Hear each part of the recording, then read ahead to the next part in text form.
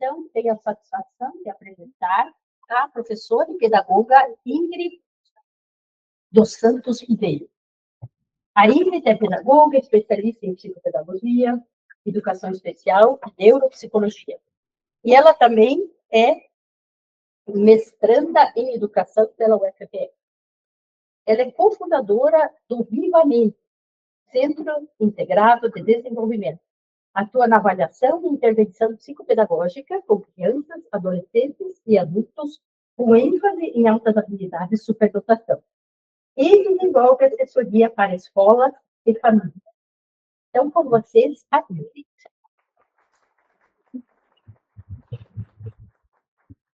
Então, boa tarde a todos e todas, boa tarde a todos que nos acompanham, né, remotamente. Primeiramente, eu gostaria de agradecer esse momento, essa oportunidade de estar aqui com vocês. Né? Hoje nós temos o primeiro seminário de superdotação e criatividade, né? Desenvolvido pela professora Tânia, pela professora Fernanda Pisque, com o apoio do Instituto, né, a Superdotação e Criatividade, né, o Instituto Ciesc. Então, esse é um grande movimento inicial, né, e que dá muito orgulho de estar participando dele, né, principalmente porque temos muitas pesquisas, né, muitos profissionais, intelectuais que estudam educação e que às vezes acabam ficando em artigos, em livros, e que a comunidade, né, que são os principais, né, interessados, pais, mães, professores, acabam não tendo acesso. Então, é um prazer e agradeço muito a presença de vocês. O meu tema, né, de pesquisa, desse estudo, é o ateliê específico da avaliação, a descoberta do potencial de crianças com altas habilidades. Então, hoje, né, ao longo desse dia, nós temos muitas questões que permeiam a condição da superdotação. Né?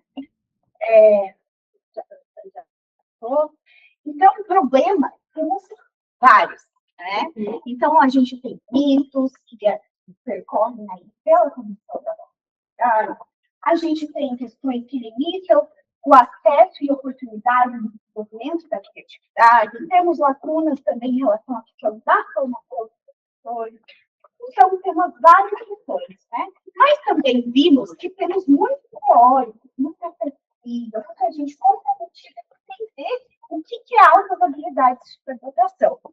Entretanto, né, por que será que essas crianças ainda estão invisíveis? Aonde estão? E isso é o que dá o título, né, do meu trabalho, que é o ateliê invisível. E eu busquei uma teoria, que é a teoria bioecológica, né, de Brockenberger, para fazer uma aproximação a todas essas teorias que nós discutimos na avaliação psicopedagógica, para a gente conseguir dar um pouquinho de luz, para ver se a gente consegue identificar melhor essas crianças, revelar esse potencial das crianças que têm altas habilidades de superdotação. Então, esse é o nosso problema de pesquisa. O nosso objetivo foi fazer, né, essa percepção, compreender, né, como que as crianças podem se desenvolver quando a gente dá essa luz a esse ateliê. Esse ateliê eu gostaria que vocês imaginassem um fixo, com paredes, com laboratórios, mas um ateliê simbólico. Que ele vai permitir com que nós, professores, educadores, pesquisadores, com que a gente pense nos nossos contextos, nas nossas relações, para que a gente consiga fazer com que esse se torne visível e a gente consiga enxergar o potencial das nossas crianças e adolescentes com altas habilidades. Então, a justificativa desse trabalho é porque a gente apresenta, dentro da literatura nacional, muitos indicativos ainda de avaliações tradicionais. E o que são essas avaliações tradicionais? São avaliações que vão conseguir identificar o potencial intelectual com base no coeficiente de inteligência, que é o famoso TI. Né? E com base, né, nessa avaliação ainda tradicional, a gente acaba não abarcando muitas somente crianças que são criativas, imaginativas, questionadoras. E, gente, vamos começar a prisão para baixo, né? E aí acaba chegando nos consultórios, nos espaços de avaliação, com demanda de desatenção, de baixa dele, de hiperatividade. E aí a gente vai tentar investigar isso e entender, será que realmente é isso? Então, a metodologia da minha pesquisa, né, um estudo teórico bibliográfico, foram utilizadas diferentes bases, né, ali pelo acesso da cápsula TED, Web of Science, Scopus. Os critérios de seleção foram as obras clássicas, né, o que embasa a teoria, né, de autossustentabilidade e superdotação e também as publicações dos últimos 5 anos. O procedimento de análise matemática integrativa e a articulação para a gente conseguir correlacionar, né, superdotação e a teoria bioecológica do desenvolvimento humano na avaliação pedagógica. Então, compreendendo a superdotação de uma forma muito sintética, né, porque eu não vou conseguir fazer um aprofundamento dessas teorias, mas, em modo geral, as teorias que nascem na superdotação é o modelo dos 3 anéis, né? Essa teoria é a mais difundida que temos em contexto nacional, internacional também, mas aqui em contexto nacional é o que vai amparar também as nossas políticas públicas.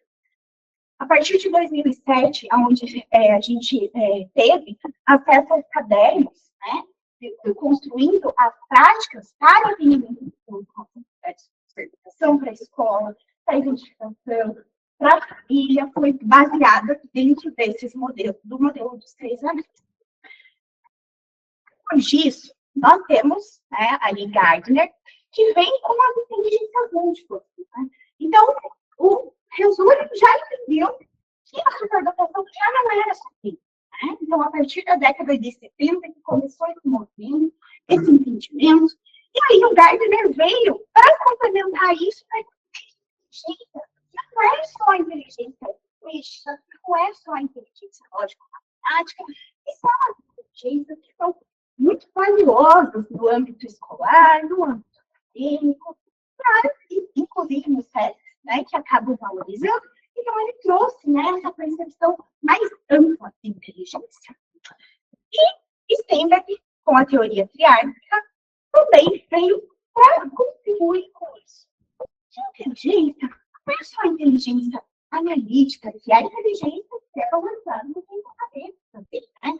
A capacidade de analisar, de sintetizar, mas tem outras formas também práticas de resolver problemas e, principalmente aqui na nossa área, a criatividade, né? Essa originalidade, essa flexibilidade, esse pensamento diferente. Então, olha só como essas teorias fundamentam e complementam o entendimento sobre altas habilidades de superdotação. E, por fim, e não menos mais importante, que é uma teoria que tem me interessado muito, que é o modelo de dotação e talento do segmento. A teoria ela vem para diferenciar o que é dotação e talento. Porque um dos mitos que permeiam a condição das habilidades é que se você tem um filho identificado que é superdotado, o que passa na cabeça? Não precisa de nada. Ele vai dar conta de tudo. Ele vai dar sozinho. Ele é autossuficiente.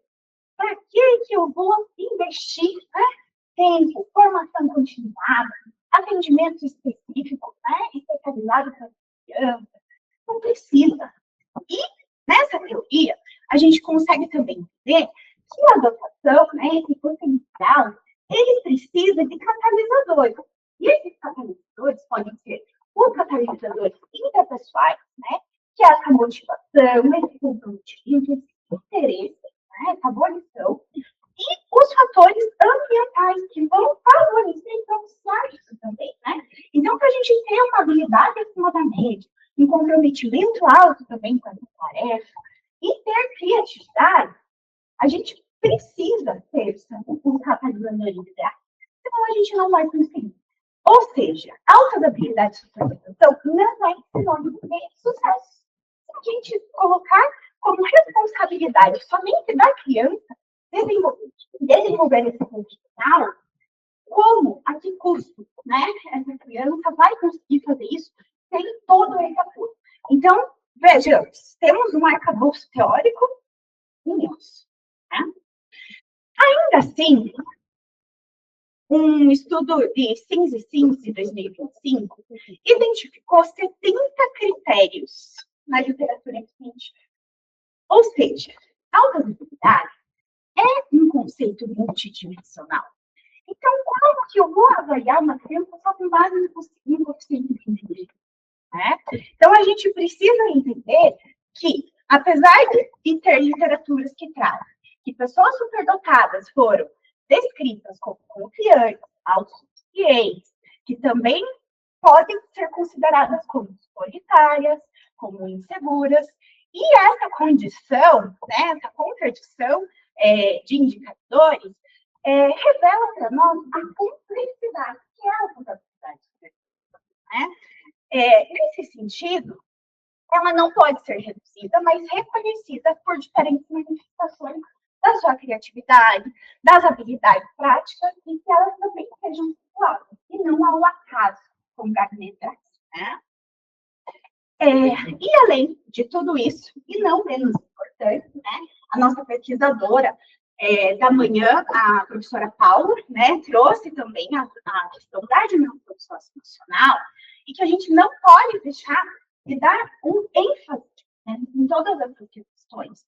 Porque geralmente, quando a gente recebe feedback, né, de pessoas e profissionais, eles pensam muito nessa capacidade cognitiva. E aqui a gente tem uma questão muito importante, que é essa dimensão socioemocional. Então, né, Schiller, acho que cortou os meus slides, que as referências estão aqui embaixo. Mas aqui, 2009, ele traz, né, uma revisão dessa teoria, que é a teoria da desintegração cognitiva. Então, é como se tivessem diferentes para você conseguir chegar no multinível, e esse multinível, ele vai ser desenvolvido por meio do que a gente chama de sobrecitabilidade. Essas sobrecitabilidades, que é intelectual, imaginativa, psicomotora, emocional e sensorial, ele vem como combustível para o desenvolvimento desse potencial. Então, é como se isso impulsionasse esse desenvolvimento, e não ver isso como uma forma negativa. Né? Então, por exemplo, às vezes, nossa, mas você é demais. Nossa, mas parece que você está no mundo da lua. Negativo. Nossa, mas você é muito agitado. Tem muito movimento, energia. Reforço negativo. Emocional, você é muito sensível. Meu Deus, parece que está sentindo exagero, é drama. Né? E sensorial, né? Perceber coisas, ver coisas, sentir coisas além. Então, veja só, que nosso entendimento de senso comum acaba vendo as sobrecitabilidades de uma forma negativa. E a gente tem que começar a ver isso como um combustível e potencial, que foi o que o Dabrowski, quando desenvolveu essa teoria, via. Né? Além disso, nós temos 4 mecanismos de desenvolvimento também. Então, temos pessoas com uma capacidade cognitiva muito acima, e às vezes as outras áreas não vão estar niveladas.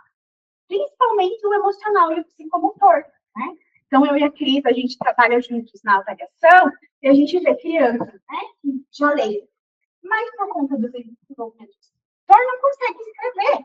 E isso gera uma frustração emocional enorme, né? Então, não tem como desconsiderar isso. Então, nós, enquanto avaliadores, né, de altas habilidades de percepção, precisamos entender o nosso papel na mediação de todo esse processo, né? Então, as escolas profissionais precisam promover espaço de escuta, de pertencimento, de reconhecimento para essas vivências afetivas e complexas. Só voltando aqui, só fazendo um spoiler. Essa complexidade toda, gente, precisa dessa mediação, é que eu falo de escola, de profissional, que família. Porque sozinho, a escola não vai dar conta. O pai e a mãe não vai dar conta. O profissional também sozinho não vai dar conta. A gente precisa, né, de uma equipe integrada para conseguir desenvolver o melhor possível. Um spoiler da próxima apresentação é que é uma aldeia, né? Olha só, a avaliação psicopedagógica, né, é referenciada pelos teóricos da psicopedagogia, Navarro, Passotti e Bossa, compreendem já que a psicopedagogia ela não é só para procurar problema, né, como geralmente acontece. A gente vai na reunião com a escola, é problema, é o que falta, é o que é ruim. Mas a própria psicopedagogia já traz que isso é um processo interpretativo, não se resume somente à mensuração, mas constitui um movimento investigativo e dialógico sobre o que ela cria. E o que nada mais é a superpedagogia. É a curiosidade, a criatividade, é a aprendizagem viva. Né? Então, nós temos uma dupla função nesse sentido, que é identificar potenciais e compreender as barreiras que estão impedindo a manifestação no contexto escolar. Né? Precisamos de uma postura ética, porque quando a gente vai fazer um processo de avaliação, o nosso foco é a pessoa, e não sobre os sintomas que ela tem. Né? Então, a gente viu ali, tem vários indicativos de sobreestabilidade e que chegam nisso, sabe? Por que está agitado? Qual é o contexto? Porque antes de qualquer sintoma, somos pessoas, avaliamos pessoas. Então, cada luz, né, a tudo isso, eu trouxe, né, a teoria bioecológica do desenvolvimento de Grothendiener com o modelo PPCT. Esse modelo teórico, ele visa compreender não só a criança, que é o recorte que eu faço, né, mas a interação das pessoas nesses diferentes contextos. Né? Então, o modelo traz a pessoa, o processo, o contexto e o tempo. A pessoa aqui, né, são as características individuais, as aptidões, a criatividade, o estilo de aprendizagem, os aspectos socioemocionais. Muitas vezes, uma avaliação, ela foca na pessoa e aqui no QI, né? E dificilmente é visto também um processo. Como que está o engajamento, né, dessa criança, dessa pessoa nesse processo? Se tem motivação, se tem expressão, né, de potencial, quais são as situações reais de aprendizagem? Porque dentro do consultório, são situações que não recordam. Por isso que a gente precisa entender esse processo de aprendizagem fora desse espaço. O contexto. Esses ambientes, que foi até o que o Márcio e a colega comentaram, né? Eles estão inibindo ou eles estão favorecendo? Né? A família, a escola, as políticas públicas, os valores culturais, né, da nossa sociedade. E o tempo. Qual que é a trajetória dessa pessoa? Qual que é o seu desenvolvimento? Quais são as suas transições, os estímulos que ela já recebeu, né? E quais foram os momentos críticos da sua vida também. Então, nós vemos que a pessoa, ela se desenvolve por meio de sistemas ecológicos, né? E nesses sistemas ecológicos, que nege a proposta de pessoa, processo, contexto e tempo, estão dentro, né, desse microsistema, que é a influência direta da criança com contato, da família e da escola, né? São os ambientes mais próximos também. Como está esse mesossistema, né? A interação entre a família e a escola. A família e a escola, elas se conversam, elas estão próximas. Os terapeutas que atendem as crianças também estão articulados nessas ações. O exossistema, né? As políticas públicas, os recursos institucionais, o que define as possibilidades de suporte educacional. Nós vimos uma grande necessidade da formação de professores, a carência que nós temos na escola ainda é tradicional, mas a gente tem que pensar numa questão muito maior, que foi até o que a própria Ana Terra trouxe, né? E a gente tem professores consolidados, e a gente acaba colocando uma demanda maior, mas a gente precisa pensar que eles estão tendo esse subsídio para conseguir desenvolver esse trabalho, né? E o macrosistema, que são os valores culturais, as percepções sociais, o que caracteriza as próprias crenças de superdotação e inteligência. Porque, geralmente, quando a gente vai fazer uma demonstrativa, principalmente na esfera escolar, eles perguntam Mas a superdotação, aonde? Onde está esse potencial? Né? E por isso que a gente precisa dar luz para esse potencial. Então, na avaliação, eu fiz a categorização, né, e a integração de todos esses referenciais para a gente entender. Na avaliação da pessoa, a gente vai utilizar testes das provas operatórias, pode utilizar o QI, né, os psicólogos no caso, pode fazer os inventários, entrevista com a criança, análise dos portfólios, olha quanta riqueza nós temos, né? A observação dos processos. Essa atividade que estão recebendo está sendo desafiadora, né? Como que ele está se saindo nas tarefas que se tem, como que está esse registro, engajamento, a estratégia, perseverança, planejamento, né? As questões de funções executivas e análise do contexto. Então, precisa ter diálogo com a família, precisa dar uma observação, precisa de contato com a escola, né? Precisa de práticas pedagógicas, que integre tudo o que essa criança precisa, né? E uma avaliação se está sendo suficiente ou não. E as próprias políticas institucionais. Porque o que a gente consegue perceber agora, de forma bem sistemática, é que o atendimento, né, e o acolhimento da criança superdotada, às vezes, faz muito mais de uma forma subjetiva de cada professor do que institucional. Quando esse professor sai, próximo ano, é desesperador, porque não é institucionalizado, é do perfil do professor, né? E aí vem aquele sofrimento, meu Deus, eu falo professora. E aí a professora que sai fica com o coração apertado, e eu falo isso com propriedade, porque eu já vivi isso, né? Então, né, dentro de toda essa análise, o que nós precisamos entender? E esse ateliê que eu pedi para vocês, né, imaginarem, esse espaço,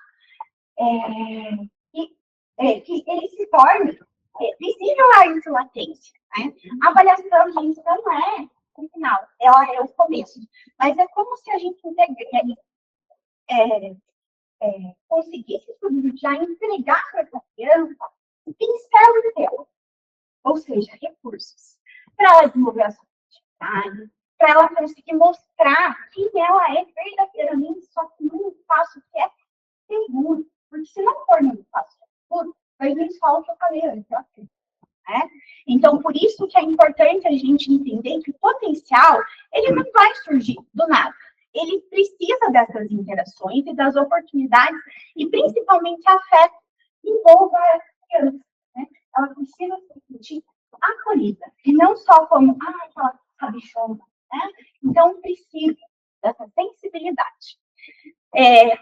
Questões, lacunas, temos imensas. Né? Por isso que até no meu trabalho escrito eu coloquei, são considerações iniciais. Né?